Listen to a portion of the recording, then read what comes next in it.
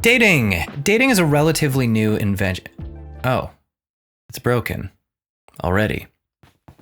It's her fault. Most people at this point realize that dating is pretty busted, but the way that it broke down is probably not what you think. Let's rewind a few thousand years and see how all of this started.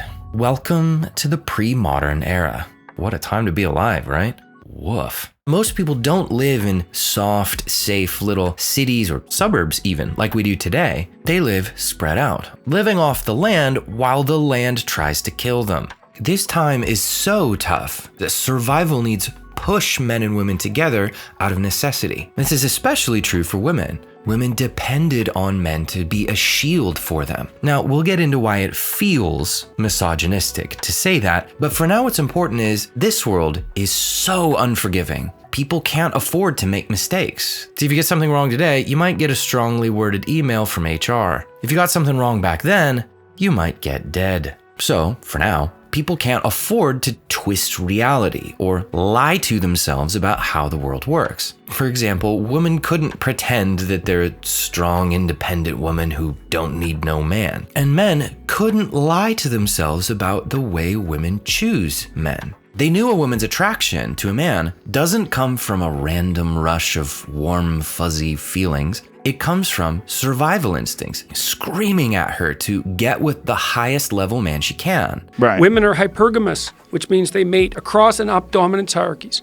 And so if you're a male who's successful in a given hierarchy, the probability that you're going to have additional mating opportunities is exceptionally high. It's an unbelievably good predictor of that. That hypergamy is a very uncomfortable discussion. Yes, it certainly is. It's It doesn't very matter. uncomfortable. This is because a more capable man gave her a higher chance of survival, while an inferior man could be a death sentence for her. Now, these instincts, of course, make women incredibly picky with men. Only about 40% of men have ever passed on their genes, while that number's about 80% for women. That means less than half of men throughout history have ever had a shot with women. So, men knew that getting a wife wasn't a love story. It was a competition.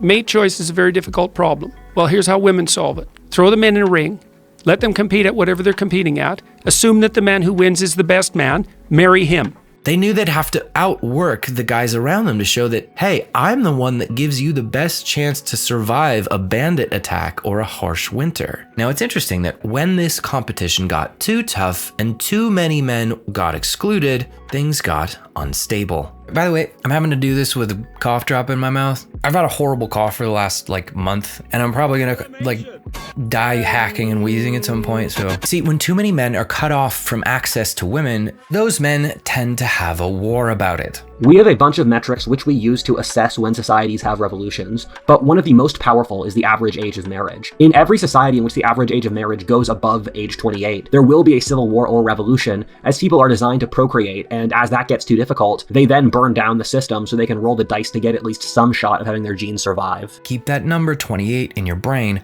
We'll come back to that later. So, most cultures built in checks and balances to restrain hypergamy. Things like arranged marriage, strict divorce laws, cultural norms, and religious commands usually kept a somewhat stable equilibrium between men and women. There also weren't as many options back then, so women kind of had to accept whatever men were around. Now, let's pause for a second. Some will say this means that women were oppressed during this time, but two things. One, so were the majority of men. Two, most women of this time didn't think of themselves as oppressed because they knew what they were getting from men and they didn't think the trade was unfair. Feminism was very unpopular with women at first for this exact reason, but we'll come back to that. Now, let's talk about romance for a second. Romance exists during this time, but those feelings were not the purpose of the relationship. Those feelings were considered a byproduct that sort of happened along the way. The purpose of most marriages were things like survival, utility, children,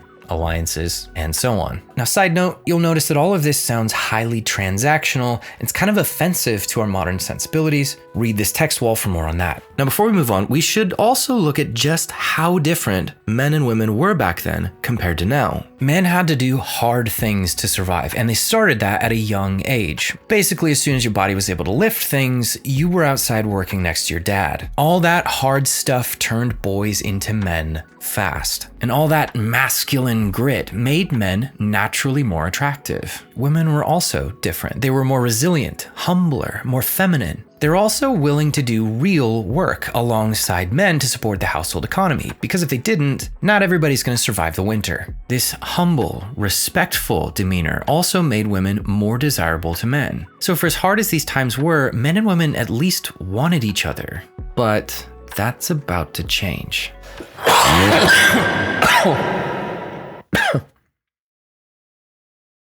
Am I dying? I need another cough drop. Sorry guys. Do your thing, magical pill. Next up, the Industrial Age. Things in the relationship world stayed more or less the same for thousands of years until the world started to industrialize. This process brought phenomenal wealth and prosperity wherever it went, but most jobs are still brutally difficult. So most women don't want to do most jobs and are happy to let the men suffer while they stay home and take care of the house. The key change here is that instead of working together as a household, men now leave the home and leave the women behind to tend the house and raise the children alone. This starts a new pattern for raising children. See, instead of going to work alongside your dad out in the field at a young age, boys are separated from their fathers for most of the day, now spending most of their time with their mothers. This means they don't get to see their dad be his most masculine, competent self. In short, boys don't learn how to do life from men anymore, they now learn from women. This new pattern may have an effect on the way boys view the world. One thing it definitely has an effect on is the way that women see themselves and their role. In pre-modern times, women saw themselves as co-workers alongside the men, doing different tasks for sure, but still working to produce things and contribute to the household economy. We see examples of this in Proverbs 31. Now though, men are expected to be 100% producer for the household, while women are 100% consumers. They do not contribute to the household economy anymore.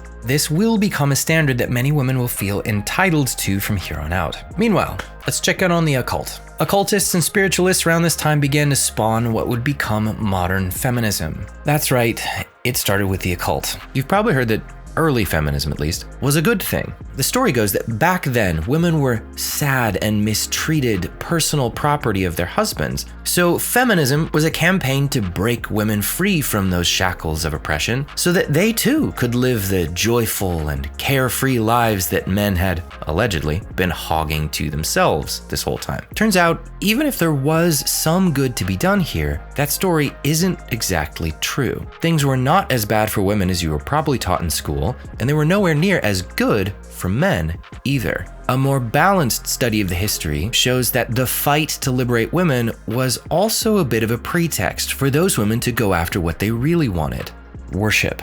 Even the earliest feminists had strong ties to the occult and goddess worship. And many of the goddesses they chose as their heroes and iconography were known for not just rebelling against men, but for dominating, abusing, and even killing men. This is not an accident. People choose heroes based on who they want to become. Feminists wanted women to dominate men and to be worshipped like deities from the start. If that still seems far-fetched, just look at their behavior. Actions do speak louder than words, after all. From the outset, they attacked things like traditional Christianity and motherhood. Now, they said this was to free women from subjugation, but since even secular historians agree that Christianity did more to elevate and protect women than any other movement in history, this doesn't make much sense. Now, Christianity and motherhood do prevent women from being worshipped, though. Another thing deities have, besides worship, is power. Women will also be taught to take as much power for themselves as they possibly can from here on out. They also start attacking anything society could use to hold women accountable for their behavior. Another perk of being a deity, no one can hold you to any standards because you are the standard. A few last notes. At this point, most Western cultures abandon practices like arranged marriage in favor of courtship, which would later turn into dating. And for now, it works quite well. Now again, part of the goal here is to give women more autonomy in hopes that that would improve women's quality of life. Stay tuned to find out if it actually did. Okay, now we're heading into the early 20th century. Women's suffrage is pushed through and made law. Now, it is interesting that most women didn't want this. Of the 500,000 women asked in Massachusetts whether they wanted the right to vote or not, 96% said no. And if you look at the reasons these women gave why they didn't want that responsibility, it seems that most of them held their husbands in pretty high regard. Now, this, of course, kind of pokes a hole in the narrative that first wave feminism was an unquestionable good that all women naturally wanted. But what's really interesting is the way that feminists accomplished all of this without support from their own gender. First of all, they had tons of money on their side and plenty of influence with the wealthy elites and politicians of this time who had strong incentives to get women voting and get them into the workforce so that they could use them. They also get really good at tugging at heartstrings to pull people to their side. Now, we could leave it there, but the way they do this is fascinating. Feminists control the emotional playing field of every conversation through masterful use of subtext. Today, we call this frame control. Feminists use subtext to sneak their assumptions about the world past people's conscious brain, where they might consider it and possibly reject it, and go straight to their unconscious core. This is brilliant because feminists can now set up an emotional frame where they win no matter how their opponents respond. For example, let's look at the frame they start with. The premise that power structures are the problem, not the character of the people. Now, the way they arrive at that conclusion is where it gets really subconscious.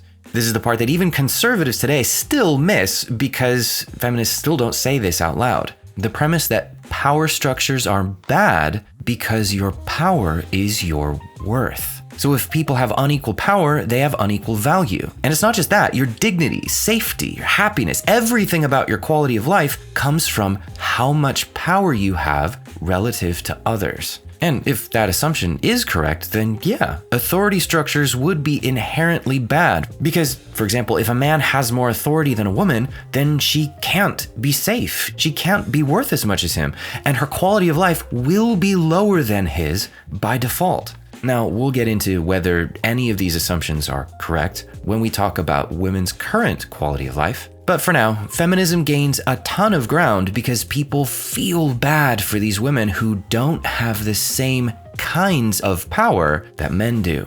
But wait, you might say, people still have to work together and they're gonna disagree. So someone's gonna need to make a decision at some point. If power is bad, how are you gonna do that? Not to worry, feminism doesn't have an answer for this, but they will later. Stay tuned. Around this time, you also have a sort of mini sexual revolution in the 1920s with the flappers, and it becomes more socially acceptable for women to sleep around and jump from man to man. Here we see some of those checks against hypergamy being chipped away at for the first time. Now, most people see all these developments as a win, but once again, tune in later to see if it actually works out that way. Okay, we're moving right along. Now we're entering the modern era.